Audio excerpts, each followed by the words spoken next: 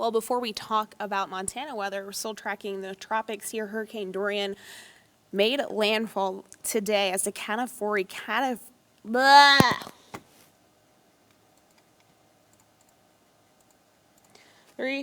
2, 1.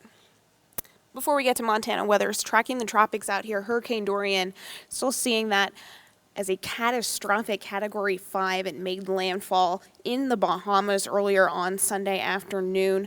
Has been deemed the strongest hurricane in modern record for Northwest Bahamas. It made landfall with maximum sustained winds 185 miles per hour and gusts up to 220 miles per hour. It's going to affect the coasts of Florida, Georgia, and the Carolinas as we track the latest track here. Although it doesn't look like right now it's going to make landfall in the United States, it's still going to affect the coast a lot.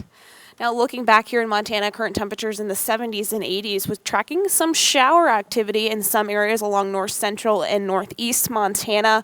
We're going to continue to track the chance of possibly seeing a few showers, maybe an isolated thunderstorm or two as we head into the rest of the evening. Best chance of seeing a possible severe storms in that marginal risk area. Future track really isn't painting on much of any precipitation here as we head into the next few hours, but it's still possible, especially sparking up along the Rocky Mountains and then moving into the plains, so that future track could change here as we head into the next few hours. So we'll continue to keep our eyes on that. Temperatures tonight, though, remaining mild, right on average, or actually even a few degrees above average. We're seeing 50s and 60s. Temperatures tomorrow, a little bit cooler than what we've been seeing the past few days as a cold front will move through, cooling temperatures down and also bringing in an increase of winds, but looks like we're going to stay pretty dry tomorrow, seeing across north central Montana tomorrow morning. Lots of sunshine, and throughout the day we'll continue to see mostly sunny conditions, but with